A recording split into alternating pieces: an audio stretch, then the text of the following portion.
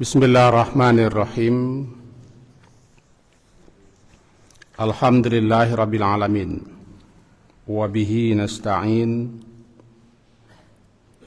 ala umurid dunya waddin. Asyhadu an la ilaha illallah wa asyhadu anna Muhammadan abduhu wa rasuluh. Allahumma salli ala Muhammad wa ala ali Muhammad. Menyambung kajian kita memahami surat An-Najmi, surat yang ke-53. Kalau tidak salah masuk kepada ayat yang ke-9. A'udzu billahi minasyaitonir rajim. Bismillahirrahmanirrahim. Fakana qaba qausaini aw adna fa auha ila 'abdihi ma auha ma kadzabal fuadu ma ra'a afatumarunahu ala ma yara wa laqad ra'ahu nazlatan ukhra inda sidratil muntaha indaha jannatul ma'wa idh yaghsha sidratu ma yaghsha idh yaghsha sidrata ma yaghsha ma zaghal basaru wa ma tagha laqad ra'a min ayati rabbihil kubra. Sampai di situ. Ayat yang lalu intinya adalah menyatakan bahwa Nabi sallallahu alaihi wasallam beliau betul-betul rasul yang diutus oleh Allah, dan apa yang beliau sampaikan, apa yang beliau dakwahkan itu bukan lahir daripada hawa nafsu beliau. Itu adalah wahyu yang diterima Nabi dari Allah melalui malaikat Jibril alaihissalam. Bermula beliau menerima di Gua Hira. Ketika itu Jibril menampakkan sosok aslinya, itu dengan membentangkan 600 sayapnya. Tercatat dalam hadis sahih, juga disebut dalam surat Fatir bahwa malaikat itu mempunyai sayap-sayap. Jibril salah satu malaikat istimewa yang mempunyai banyak sayap, sampai 600 lebih. Hanya Nabi lah yang pernah melihat. Kita tidak tahu, sahabat juga tidak tahu. Ketika malaikat menjelmakan dirinya menjadi manusia, maka ketika itu tidak ada yang tahu bahwa itu adalah malaikat. Bahkan bertemu langsung berhadapan pun, seperti Nabi Ibrahim ketika datang tamunya malaikat, beliau tidak tahu itu malaikat. Sampai-sampai beliau sibuk memasak makanan terbaik, menyuguhkan hidangan terbaik, karena beliau tidak tahu bahwa yang datang adalah malaikat. Ketika malaikat juga mampir ke tempat Nabi Lut, agar Nabi Lut membawa pengikut-pengikut beliau menyelamatkan diri, juga Nabi Lut tidak tahu betul itu malaikat. Malahan Nabi Lut sangat cemas, sangat takut, karena yang datang adalah orang-orang gagah, sementara kaumnya terkenal dengan kaum yang penganai hati kepada laki-laki. Gitu seterusnya.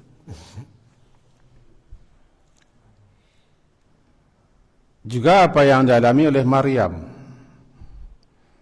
ketika datang Jibril meniupkan ruh.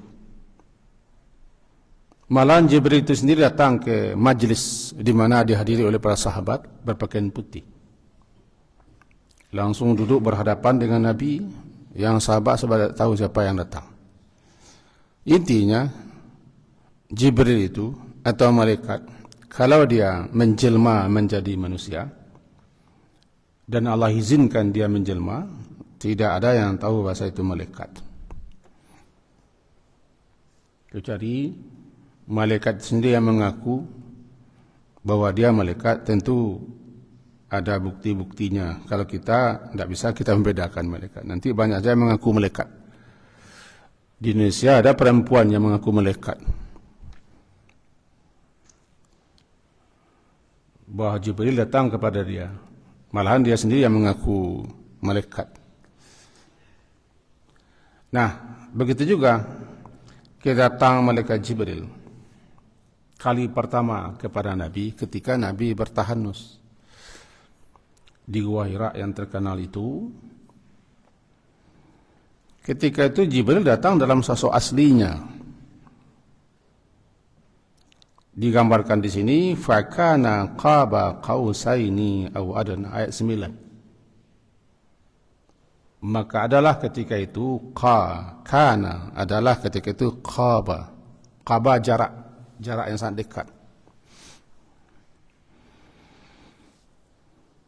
Jarak dekatnya dengan Nabi qausaini, sejarak 2 busur panah. Qaus busur, dari tempat pemegangnya sampai ke ujungnya kaus, bukan kaos baju lah, busur. Kausain 2 busur. Begitu saking dekatnya, maka digambarkan qaba qausaini atau adana, lebih sangat dekat. Nah, ketika itu ulama, dalam hal ini ulama menyikapi mula-mula Jibril datang dalam sosok aslinya. Kemudian makin lama mendekat sehingga jaraknya demikian dekat. Ketika itu berubah dia menjelma menjadi manusia. Bukan manusia menjelmakan diri menjadi manusia. Wallahu a'lam. Karena ulama juga berbeda pemahaman. Ini menunjukkan wal muradu, ini menunjukkan bahwasa betapa sangat dekatnya, sangat dekat dengan Nabi, sangat qariban min hujjidan, sangat dekat sekali. Sehingga digambarkan kedekatan itu hanya jarak 2 busur panah. Bahkan ketika itu kan Nabi dipagut malahan, sesak nafas beliau sebelum Jibril mengatakan Iqra. Beliau menjawab ma ana biqari. Nah, bagaimana situasi ketika itu hanya Nabi yang tahu. Fa'auha ila 'abdihi ma auha. Fa'auha, maka lalu auha, dia Jibril itu menyampaikan wahyu. Auha, menyampaikan wahyu Allah ila abdihi, kepada hambanya, itu hambanya Allah, hamba Allah yang bernama Muhammad sallallahu alaihi wasallam. Ma auha, apa wahyu yang telah diwahyukan Allah kepada Jibril disampaikan kepada Nabi Muhammad. Ini berarti beliau kali pertama menerima wahyu, ditunjukkan begitu sangat dekat, dan apa yang beliau sampaikan itu berupa ayat Allah betul-betul wahyu. Betul-betul wahyu. Fa'auha ila 'abdihi ma auha. Nah, penafsiran ulama tidak panjang-panjang tentang ini, cukup jelas dan tegas. Ma kadzabal fuadu ma ra'a. Kalau ma tidaklah. Kadzaba mendustakan, al-fuad hati. Ma apa ra'a, apa yang dia lihat. Ayat ke-11. Kalau terjemah bebasnya, hatinya tidak mendustakan apa yang dilihatnya. Ma tidaklah kadzaba mendustakan al-fuad hati. Ma apa yang dia lihat. Maksudnya hati Nabi Muhammad tidak mengingkari apa yang dilihat oleh matanya. Ini betul-betul Nabi SAW betul-betul melihat. Orang kalau melihat kadang-kadang hatinya mengingkari apa yang dia lihat, apa yang didengar. Kadang-kadang apa yang dilihat oleh hati tidak cocok dengan apa yang dilihat oleh mata, tidak cocok dengan hati. Apa yang dengan telinga ditolak oleh hati. Ini tidak. Telinga beliau, mata beliau menyaksikan, hati beliau membenarkan. Maka dabal fuad. Tidaklah hati Nabi Muhammad mendustakan, mengingkari, menolak apa yang dilihat oleh mata kepala beliau, Jibril itu. Mara'a. Apa yang Nabi lihat? Jibril. Tadi sudah dikatakan. Jibril dalam wujud aslinya. Fi suratihi walau sittu mi'ah junah. Jibril dalam sosok bentuk aslinya menyembangkan sayapnya sebanyak 600 sayap dalam hadis sahih. Setiap sayapnya hampir-hampir menutupi ufuk. Dan kita tidak tahu dan tidak diberitahu bentuk sayapnya seperti apa, besarnya seperti apa. Tapi yang jelas ketika Jibril mengembangkan sayapnya, hampir-hampir tertutup semua. Bagi orang ini menakutkan. Hati beliau ma kadzaba, tidaklah mendustakan al-fuad hati beliau apa yang ra'ahu, apa yang Nabi lihat. Apa yang Nabi lihat? Jibril ma ra'ah. Jadi ini betul-betul Nabi bertemu langsung, melihat langsung dan mendengar langsung apa yang diomongkan, diucapkan Jibril berupa wahyu. 3 yang sepakat. Apa yang dilihat, apa yang beliau dengar, dan hati beliau membenarkan. Hati beliau membenarkan. Ma kadzabal fuad afatumarunahu ala ma yara, afatumarunahu ala ma yara. Apakah maka, lalu apakah kalian itu membantahnya? Apakah kalian membantahnya, mendebatnya? Mira itu membantah. Apakah kalian mendebat atau membantah, hai orang-orang Quraisy, ala ma yara, atas apa yang dia lihat? Yaitu ketika Nabi SAW menceritakan apa yang beliau lihat ketika Mi'raj. Orang-orang Quraisy mendebat, membantah, bahkan mengolok-olok, melecehkan, menghina Nabi, peristiwa yang beliau alami dan apa yang beliau saksikan, beliau lihat ketika Mi'raj. Beliau ceritakan, beliau semalam beliau ke langit yang ke-7. Di situ beliau ketemu lagi dengan Jibril dalam sosok aslinya. Pagi-pagi hari kata beliau semalam. Peristiwa ini kan menggoncangkan ini, sekaligus memantapkan keyakinan orang yang beriman. Makin nampak keingkaran kebanggaan orang kafir dan orang-orang yang ragu bertambah ragu. Jadi, apakah kalian mendebatnya, membantahnya? Membantah, mendebatnya. Afatumarunahu. Hu itu kepada Nabi Muhammad. Apakah? Maka apakah tumarunahu, kalian membantah mendebatnya Muhammad itu atas apa yang dia lihat ketika peristiwa Mi'raj. Apa yang beliau lihat ketika peristiwa Mi'raj banyak. Sampai-sampai orang Quraisy saking tidak percayanya membantah mendebat karena mereka terima dengan logika, tidak terima dengan iman, menyuruh Nabi Muhammad menyebutkan atau menjelaskan tentang Baitul Maqdis. Kalau memang engkau semalam ke Baitul Maqdis, perjalanan dari Makkah ke Baitul Maqdis itu mencapai sekian minggu. Nah, beliau mencapai sebentar.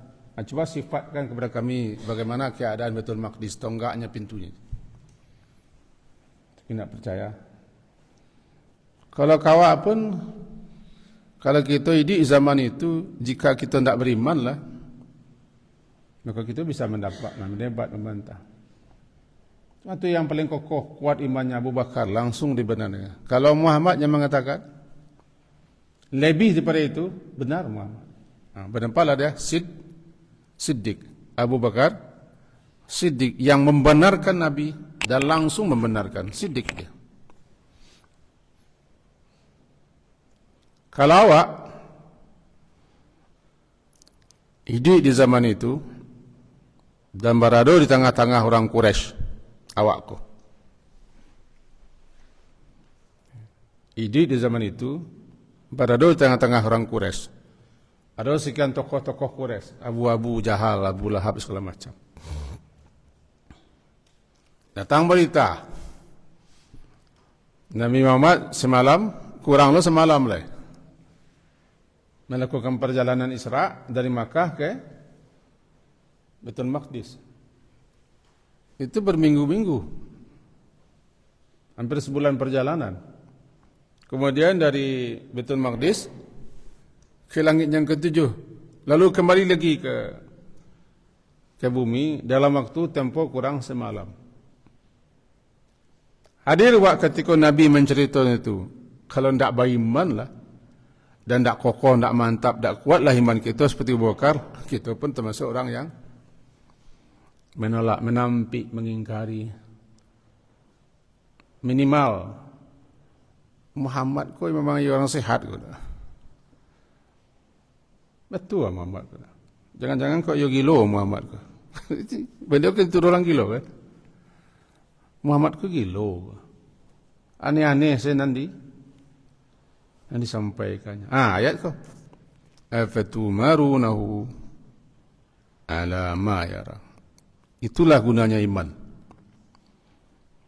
Suatu kepercayaan, suatu keyakinan. Kalau orang sudah beriman, kalau sudah yakin, kebenaran itu yang datang daripada Allah, yang disampaikan Rasul, mereka tidak tolak. Apa-apa yang mereka tidak ketahui, mereka tetap mengimani. Jadi sami'na saja, wa ta'na. Aman Nabi, kami beriman, kami percaya. Itu sikap orang beriman. Walaqad ra'ahu nazlatan ukhra. Walaqad, dan demi sungguh. Ra'a, dia Nabi Muhammad itu ra'ahu, melihatnya Jibril. Ada dua penafsiran ini. Yang pertama, laqad, dan demi sungguh, benar-benar sungguh, ra'a, melihat Nabi Muhammad, melihatnya, nya di sini Jibril. Nazlatan ukhra, Nabi Muhammad melihatnya. Ayat ke-13. Pada waktu yang lain, di kesempatan lain. Kapan? Ketika beliau Mi'raj di Sidratul Muntaha berakhir, Jibril ketika itu kembali menampakkan sosok aslinya. Ada juga yang memahami ra'ahu ini Allah. Sungguh benar ra'a Nabi melihat Allah. Sebetul-betul melihat Allah. Nah, penafsiran ini tidak semua ulama tafsir menyepakati. Bahkan istri Nabi Aisyah juga membantah dalam sebuah riwayat. Kita ambil yang satu, yaitu betul-betul Nabi melihatnya Jibril di kesempatannya lain, itu ketika Mi'raj.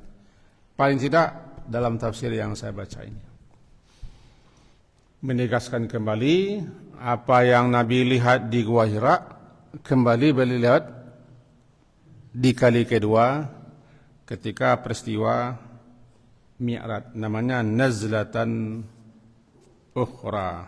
Di mana itu? Inda Sidratil Muntaha. Inda Sidratil Muntaha, yaitu di dekat, di sisi Sidratul Muntaha. Apa itu Sidratul Muntaha? Karena ini juga gaib di kita. Ya, gaib di kita. Secara bahasa sidrah itu kan pohon. Pohon. Al-Muntaha batas akhir, tempat terakhir. Dikatakan dia Sidratul Muntaha, itulah tempat terakhir makhluk. Malaikat-malaikat tidak bisa lagi ke atas. Apa yang di atasnya itu hanya Allah yang tahu. Dan Jibril serta malaikat-malaikatnya sampai di situ. Dan sidrah itu pohon. Berada di langit yang ketujuh. Pohon yang sangat besar, yang sangat indah. Diliputi, ditutupi oleh sesuatu yang menutupi. Banyak sekali riwayat kita baca. Sidratul Muntaha itu sesuatu yang luar biasa, yang tidak bisa satupun makhluk menggambarkannya.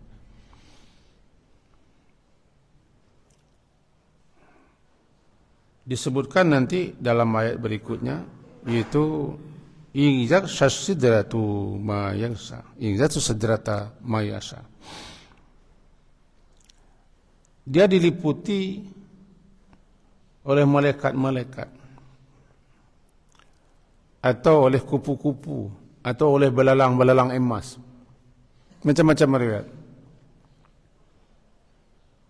Ini kembali kita ke awal. Sungguh Nabi SAW itu juga melihat Jibril itu, Jibril yang menampaikan wahyu kepada beliau di kesempatan lain, yaitu ketika Mi'raj di Sidratul Muntaha. Sekali lagi, Sidratul Muntaha termasuk hal yang gaib di kita. Kita yang terbaik menerima begitu saja. Jika ada riwayat-riwayat yang diakui kesahihannya oleh para ulama hadis, kita terima. Tapi kita tidak boleh mengkhayal, menggambar-gambar, mengilustrasikan, mengangankan keadaan Sidratul Muntaha. Yang jelas pasti itu muntahanya, berakhir berujung di sana perjalanan makhluk. Sehingga makhluk, jangankan manusia, malaikat-malaikat di alamnya sampai di situ. Ke atas tidak boleh lagi. Di mana itu? Langit yang ketujuh. Di mana langit yang ketujuh itu? Langit yang ketujuh asli tidak lu tahu gitu. Langit kan 7 lapis, sab'an shidada. 7 lapis langit yang kokoh. Lapis langit pertama saja, walaqad zayyana sama' dunia, namanya langit dunia, dihiasi oleh ratusan miliaran bintang dan planet. Langit 7. Di langit yang ketujuh itu ada Sidratul Muntaha. Digambarkan Sidratul Muntaha itu pohon besar. Tempat di mana situ berkumpul, bertawaf malaikat-malaikat. Berkeliling, beribadah malaikat-malaikat. Berkunjung dan ziarah malaikat-malaikat. Sebagaimana Ka'bah di Makumi diziarahi oleh kaum muslimin. Sekarang kan kita berganti-ganti dah. Bahkan akan bersaing lah. Memperebutkan bisa ke Makkah untuk umrah. Nah, di alam sana, di Sidratul Muntaha, ada juga mengatakan di Baitul Ma'mur. Tapi termasuk Sidratul Muntaha itu tempat yang dikunjungi oleh para malaikat alam langit. Sebagaimana kita di dunia mengunjungi Ka'bah, Baitullah. Nah, sampai situ pengetahuan saya, apa yang saya baca dan apa yang saya dengar, apa yang saya pelajari daripada ulama-ulama tentang Sidratul Muntaha. Lebihnya saya tidak tahu lagi, mengaku. Karena ini gaib. Kita hanya bisa yang gaib itu menyampaikan apa yang telah disampaikan, menjelaskan apa yang telah diuraikan berdasarkan ayat dan hadis-hadis yang sahih dan tafsir ulama-ulama yang bisa dipegang. Yang pasti, Nabi dikatakan 2 kali melihat sosok Jibril dalam bentuk aslinya. Pertama ketika di Gua Hira, yang kedua ketika Mi'raj, tepatnya di Sidratul Muntaha. Wa laqad ra'ahu nazlatan ukhra inda Sidratil Muntaha, di mana Sidratul Muntaha itu di langit yang ke-7, di dekat Arsy Allah. Langit yang ke-7 di dekat Arsy, yaitu di sebelah kanan Arsy. Di sebelah kanan Arsy. Bicara lagi Arsy. Arsy, Allah bersemayam di Arsy. Saya tidak masuk ke wilayah itu. Kenapa tidak masuk? Ini juga termasuk yang gaib. Di mana di antara para ulama dan para ceramah masih kadang-kadang saling mempertahankan pendapat masing-masing, saling menuduh, saling menuding, saling menyalahkan dan khilaf. Saya tidak ikut. Yang jelas Sidratul Muntaha itu di sebelah kanan Arsy. Arsy itu makhluk yang terbesar. Makhluk Allah yang terbesar adalah Arsy. Allah bersemayam di situ. Allah beristiwa di Arsy. Saking besarnya Arsy, seakan Arsy itu menyungkupi alam semesta. Berada di atas langit yang ke-7. Ada sebuah perbandingan dibuat dalam beberapa riwayat.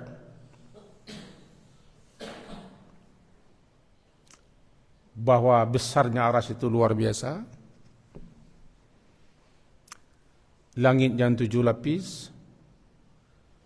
Bila dibanding keluasan kebesarannya dengan kursi, maka langit yang 7 lapis itu bagaikan suatu lingkaran cincin.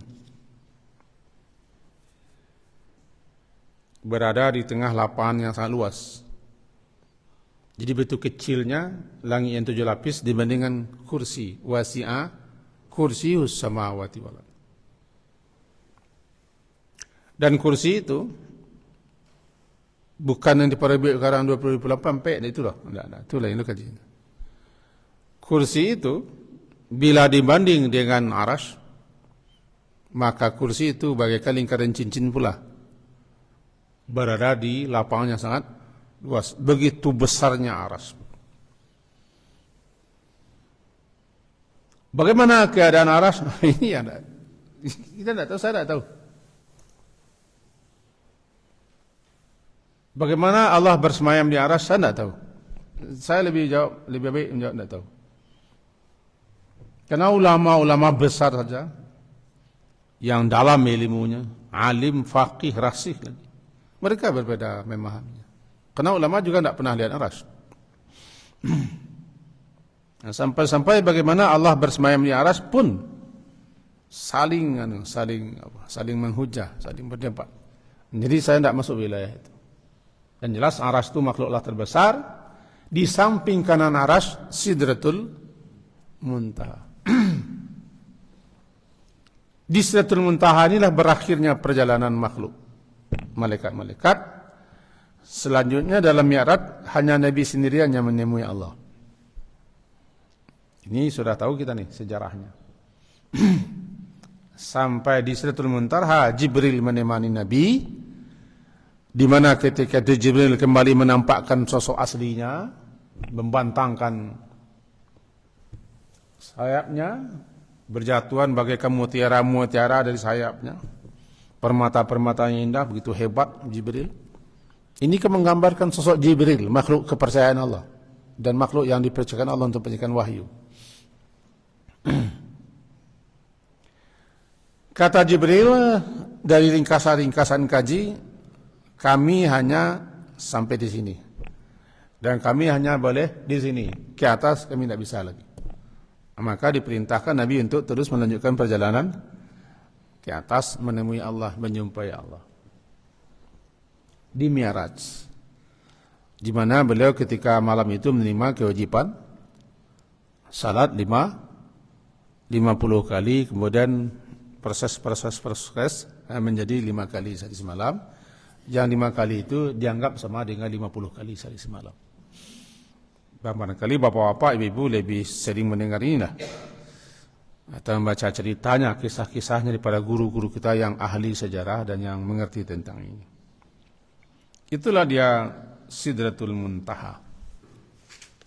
Indah Sidratul Muntaha, indaha jannatul ma'wa. Nah, indaha, di samping Sidratul Muntaha itu terdapat jannatul ma'wa, yang dijanjikan Allah untuk orang beriman dan beramal saleh. Ammal ladzina amanu wa 'amilus salihati jannatul ma'wa. Untuk mereka jannatul ma'wa, tempat spesial, surga khusus yang Allah janjikan untuk para hamba-hambanya yang khusus, yang spesial. Hampir setiap Jumat kita dengar ayat ini dibaca oleh para imam-imam kita. Ammal ladzina amanu wa 'amilus salihati falahum jannatul ma'wa nuzulan bima kanu ya'malun. Jannatul ma'wa itu suatu surga yang khusus Allah persiapkan. Khusus Allah persiapkan, yang akan disuguhkan, diberikan, dianugerahkan kepada hamba-hamba Allah yang beriman dan beramal saleh. Namanya nuzul. Berkali-kali kita pernah sampaikan nuzul. Nuzul adalah hidangan khusus yang jauh-jauh hari telah dipersiapkan untuk disuguhkan, diberikan kepada orang yang datang. Orang yang datang ini namanya tamu, namanya nuzul. Jannatul ma'wah nuzul, berarti adalah karunia khusus. Ketika salat jenazah, akrim nuzulahu, muliakan sesuatu yang akan engkau berikan, yang akan engkau suguhkan kepadanya, kepada mayit yang kami salatkan ini. Itu nuzul. Jika orang-orang itu ad-dalil al-mukadzibin ad-dalil, nuzulnya hamim. Dalam surah akhir Waqiah itu adapun orang-orang yang mendustakan, sesat, nuzulnya hamim.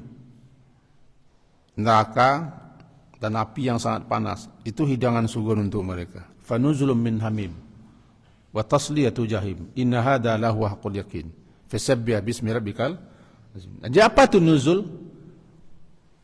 Hidangan khusus, jamuan khusus, pemberian khusus yang akan disuguhkan, diberikan, yang sebelumnya telah dipersiapkan. Nah, jannatul ma'wa berada, yang Sidratul Muntaha berada dekat situ. Di sampingnya ada Jannatul Ma'wa. Indaha Jannatul Ma'wa, di samping, di sisinya Sidratul Muntaha itu ada Jannatul Ma'wa. Dikatakan Ma'wa, itulah tempat orang kembali para malaikat-malaikat, para orang yang beriman saleh, mereka berkumpul di situ, berada di situ, bertamasa, bersenang-senang, menikmati berbagai macam kenikmatan yang luar biasa di situ, maka bernamalah dia ma'wa. Ma'wa. Ini tempat mereka berkumpul, tempat di mana mereka berada, berdiam di situ, bertempat tinggal di situ, menikmati berbagai macam. Itu makanya terjemahkan orang ma'wa itu tempat diam, tempat tinggal. Datang dari berbagai tempat, dari berbagai arah, menuju ke sana. Ma'wa namanya. Awa ila firashi, Nabi menuju ke tempat tidurnya. Datang, menuju ke tempat tidurnya, tidur. Awa namanya. Ashabul kahfi, id awal fityatu ilal kahfi, ketika pemuda-pemuda dari jauh datang menuju ke tempat di mana dia nyaman, tenang, damai di situ, bisa istirahat. Nah, seakan-akan jantul ma'wa itu bagi orang-orang beriman saleh, dia sudah lama berusaha hidup di dunia ini dengan berbagai macam ketaatan masaleh. Lalu perjalanan berakhir di Al-Ma'wa, tempat di mana mereka bisa istirahat, berdiam, bersenang-senang, menikmati berbagai macam. Jannatul Ma'wa. Sidratul Muntaha itu di sampingnya ada Jannatul Ma'wa. Sedangkan Aras Allah yang Rahman itu, Allah tu Rabbul Arsyil Azim. Aras itu di samping kanan Aras, Sidratul Muntaha, di dekatnya lagi ada Jannatul Ma'wa. Bagaimana ini, nantilah, masuk sajalah ke sana. Allah sudah janji, orang yang beriman dan beramal saleh, falahum jannatul ma'wa nuzulan. Supaya kita tahu keberadaannya, ya menjadi kelompok orang beriman, orang-orang yang beramal saleh, ya sudah. Andaikan ketemu kita di situ dan kita berharap, meminta, memohon kepada Allah bertemu situ, baru kita kaji. Bertemu paji wak situ. Oh, ikut jannatul ma'wa tu, iya pajinya.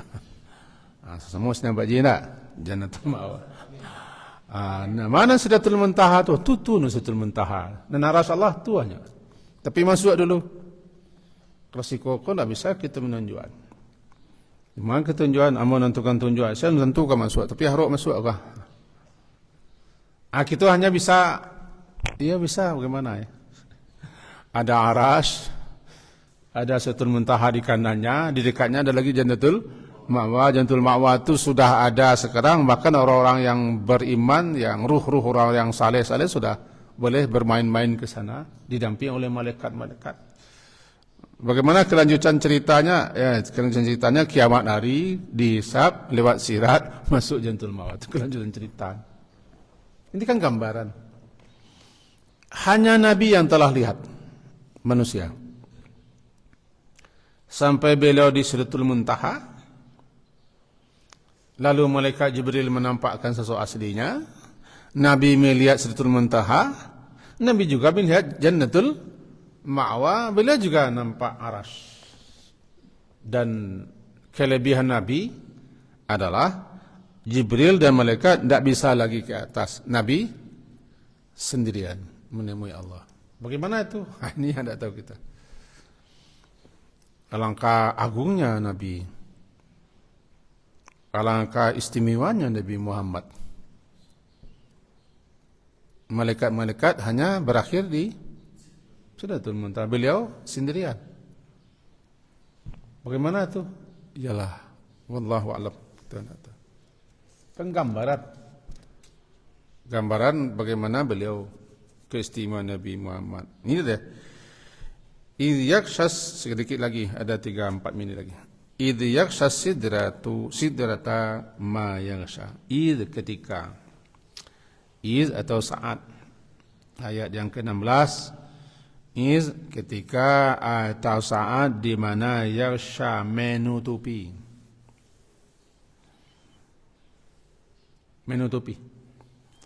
Ketika menutupi sidrah. Sidrah itu apa saja yang menutupinya. Diselubungi, ditutupi, dikelilingi sidrah itu oleh sesuatu yang menutupinya. Ada ulama-ulama kita yang mengatakan sidrah itu ditutupi, dikelilingi oleh beraneka macam keajaiban-keajaiban, hal-hal yang luar biasa. Ditutupi oleh nur ilahi sehingga dia bercahaya-cahaya luar biasa. Ada juga yang mengatakan dia ditutupi oleh firas min zahab, firas. Firas itu yang keliling-keliling mengelilingi lampu ketika hari hujan-hujan tangguh, firas, anai-anai. Jadi berputar-putar di situ keliling-keliling firas terbikin pada emas-emas, tentu firas yang besar-besar. Seakan-akan firas itu kalau bahasa dunianya yang berterbangan, berputar-putar mengelilingi api. Surah Al-Qaryah kan? Yauma yakunun nasu kal faras. Faras bukan firas, terbalik. Faras. Firas itu tikar. Faras itu ya anai-anai. Jadi keadaan hari kiamat manusia bagaikan faras yang mengelilingi api, berputar-putar keliling-keliling. Nah, kata tafsir, kata Ibnu Mas'ud, Sidratul Muntaha itu dikelilingi seakan-akan ditutupi oleh al-faras, terbuat daripada emas yang berkilau-kilau. Ada juga yang mengatakan kupu-kupu, belalang-belalang yang luar biasa indah berwarna-warni, mengelilingi, menutupi alangkah luar biasanya Sidratul Muntaha. Kembali kita kepada asal.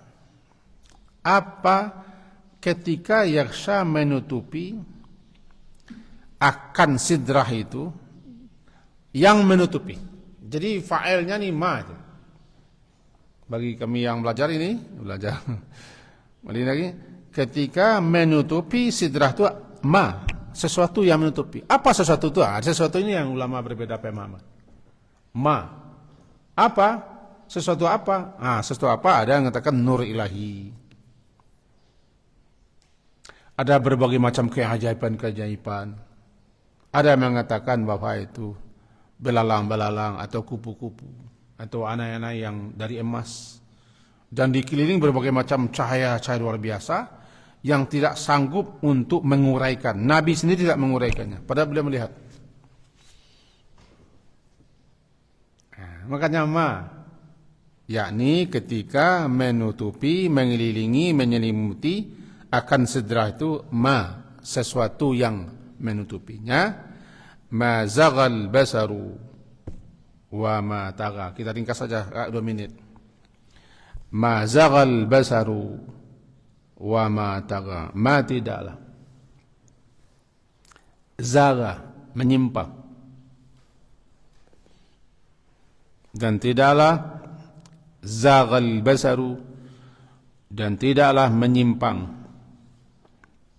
penglihatan basar, wa ma tagha, dan tidak pula tagha, melampaui. Gambarannya begini, ini adab kita kalau jolong tiba di tempat sesuatu, taruhlah masuk gedung atau rumah, mata kita tu zagha, kanan kiri, mengamat, mematut, memperhatikan, menilai. Zagha.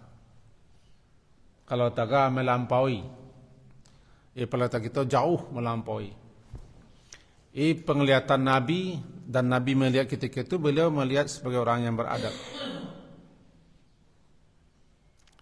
Ma zaghal basara, tidaklah Nabi ketika itu menyimpang, mengalihkan pandangan ke kanan ke kiri kemana-mana, dan tidak melewati batas. Beliau sebagai hamba Allah yang sangat tawadu. penuh dengan sopan santun. Ketika beliau berada di situ, beliau duduknya atau berdirinya atau berada di situ sangat tawadhu. Karena beliau diliputi oleh keajaiban-keajaiban luar biasa, digambarkan mazaghal basar. Mata beliau tidak jejelatan, liar, melihat-lihat. Kalau awak kan, awak kah masuk ke rumah orang, ke gedung orang, ke pesta orang, ya mau diambil ke lah. Hanya zakah namanya. Itu ikut tagak lo tu. Itu tagak. Tagak melampaui. Zakah menyimpang. Jadi Nabi digambarkan seperti itu. Mazaghal basaru wa ma taga. Ustaz, itu ayat 6 itu menerangkan ayat yang mulai, Ustaz? Iya. Ma'wah tadi. Yang pertama menerangkan beliau menerima wahyu pertama kali dari Jibril atas perintah Allah di Gua Hira. Di mana ketika itu beliau betul-betul melihat Jibril. Satu. Begitu dekatnya. Kali yang lain Nabi Muhammad juga melihat Jibril. Diterangkanlah peristiwa Mi'raj. Ini mengenai sosok Jibrilnya. Kan yang diingkari oleh beliau tokoh-tokoh Quraisy Makkah bahwa Nabi itu bicara yang disampaikan beliau kan hawa. Nabi Muhammad mengarang-arang cerita. Aneh-aneh saya cerita Muhammad. Kan gila beliau itu, gila. Sampai beliau mengatakan terima dari Jibril. Siapa Jibril begini. Diceritakan Jibril. Ini Jibril. Makhluk yang Allah percaya untuk menyampaikan wahyu. Ini kan 3 hal yang disampaikan ini. Firman Allah Ta'ala, Quran, yang menyampaikannya Jibril, yang menerima Muhammad. Ketiga-tiganya disampaikan di sini. Nah, penekanannya lebih banyak terarah kepada Jibril. Disinggung di situ di mana beliau melihat Jibril kali yang lain di Sidratul Muntaha. Apa itu Sidratul Muntaha? Digambarkan sedikit. Ini Sidratul Muntaha. Di samping kanan aras, di sampingnya juga ada ma'wa. Ma'wa itu apa? Ini ma'wanya. Ketika Nabi berada di situ, beliau mazaghal basar wa ma taga. Mazaghal basar wa ma taga. Tiba-tiba laqad ra'a min ayati rabbihil kubra. Sungguh, benar-benar sungguh. Beliau Nabi itu ra'a melihat sebahagian ayat-ayat Tuhannya yang sangat dahsyat, luar biasa besarnya. Ini dalam perjalanan Mi'raj banyak hal yang beliau lihat. Kan linuriyahu min ayatina, agar supaya kami perlihatkan kepada Muhammad itu sebagian daripada tanda-tanda yang menunjukkan keagungan, keesaan, kebesaran kami. Nah, ceritanya ketika kaji Isra Mi'raj, sering kita dengar guru-guru kita, apalagi guru-guru itu menyampaikan pandai luar, jangan salah situ. Baca salah. Ana beliau saksikan di peristiwa Mi'raj, laqad ra'a beliau min ayati rabbihil kubra. Beliau melihat tanda-tanda kebesaran Allah yang menunjukkan kebesaran Allah yang luar biasa, keesaan Allah, kemahakuasaan Allah, keperkasaan Allah, dan keagungan Allah dalam peristiwa Mi'raj. Jadi ayat ini, surat ini menyinggung semua, menyinggung semuanya, serba secuil, serba ringkas. Intinya, pertama, Nabi Muhammad itu betul-betul Rasul. Yang kedua, apa yang beliau sampaikan itu betul-betul wahyu. Yang ketiga, Jibril yang menyampaikan wahyu itu betul-betul bertemu langsung dengan Nabi, bahkan sangat dekat sekali. Qaba qausain au adna, sangat dekat sehingga sejarak antara 2 busur panah begitu dekat atau lebih dekat. Beliau melihat Jibril bukan hanya kali itu, juga pernah lihat di Sidratul Muntaha. Lalu digambarkanlah keadaan situasi ketika itu. Itu gaji kita sepagi ini. Hari Lata 2. Dan Lata 2, hari siang kita ulah berhenti. Sekian kaji kita. Subhanakallah wa hamdika asyhadu an la ilaha illa anta astaghfiruka wa atubu ilaik. Sallallahu ala Muhammadin wa ala alihi wa ashabihi ajma'in. Alhamdulillah. Assalamualaikum warahmatullahi wabarakatuh.